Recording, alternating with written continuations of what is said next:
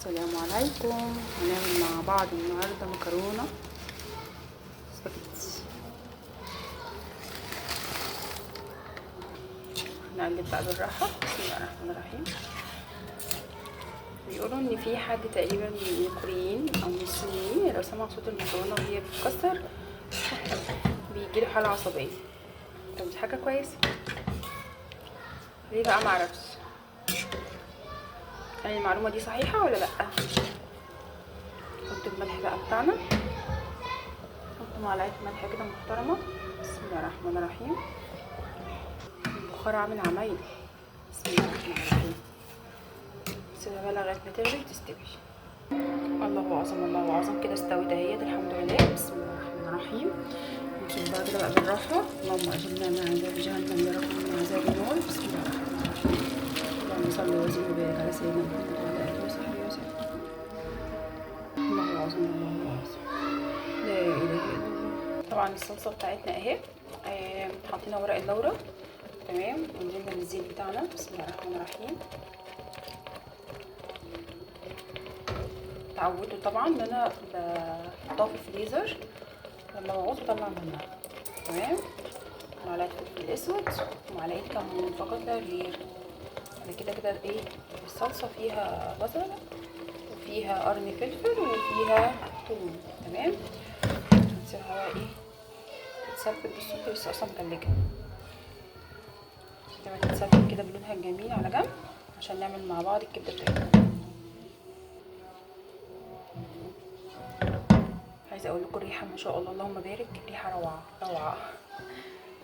النار بتاعتنا حاطين بقى ايه الطاسه الجميله دي عشان نعمل مع بعض الكبده بتاعتنا. نسيت الملح،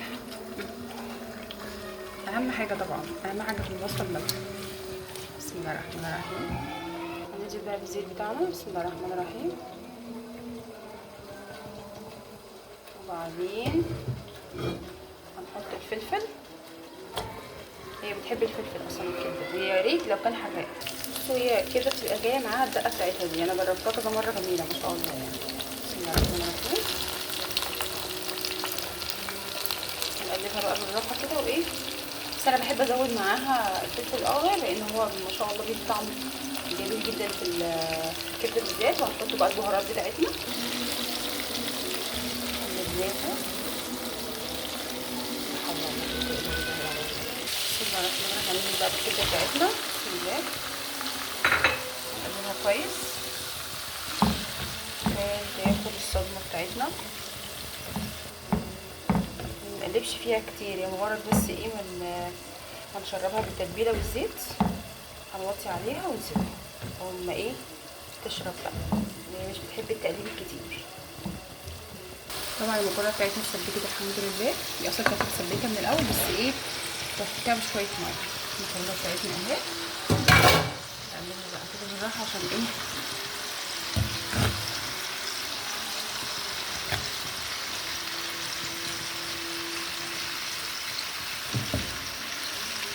كل الصوص بتاعها.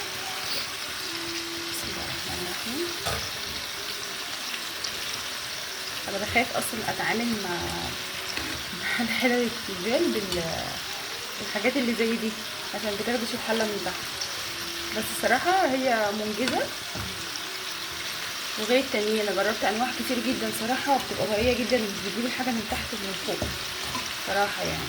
انا بقلب بيها بس كده، لكن الحاجه اللي نفسها مكرونه او رز او تجيب من تحت مش بتجيب. دي الوحيده اللي ما شاء الله بالصوص بتجيب، بس انا بخاف اجيب ايدي تحت خالص عشان الحله بس ما تتخدش. قلبتها وغيرتها برضه معرفتش اجيب بيها سبحان الله، خليها بقى ورد. عايزه اقول لكم اصلا ان انا حتى كمان لما جبت الخشب انا واحده مسطوله ودايما مستعجله، ما شاء الله جبت كتير وللاسف بنزاهم على البوتاجاز، فانا بشم ريحه شياط.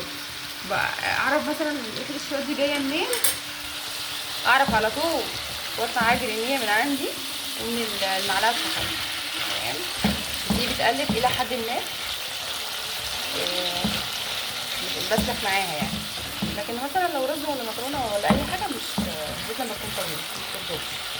بس ما شاء الله اهي سبتها كل ده انا لسه ايه على نفس مش بقلبها كتير، بس هي بصوا نزلت سميتها فلسه قدامها شويه. نغطي بقى الحله دي. بس وانا بحب احط الملح في الاخر خالص، يعني هي دخلت في مرحله التسويه خلاص هنقوم ايه حاطه الملح عشان ما تنزلش ميه. هي نزلت ميتها خلاص، لما حطينا الملح هتنزل ميه تاني. تمام. طبعا زي ما قلت لكم هي اصلا فيها كل حاجه، فيها بهارات والدقه ما شاء الله ريحتها جميله يعني. كده الحمد لله الكبده بتاعتنا استوت. شايفين الزيت عامل ازاي؟ تمام. اللي وصل لغايه هنا ما تنسوش تدعموا القناه عشان يوصل لكم كل جديد. بحبكم في الله. السلام عليكم ورحمه الله وبركاته.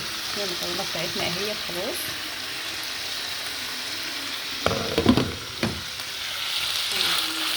اشوفكم على خير في جديد ان شاء الله. مع السلامه.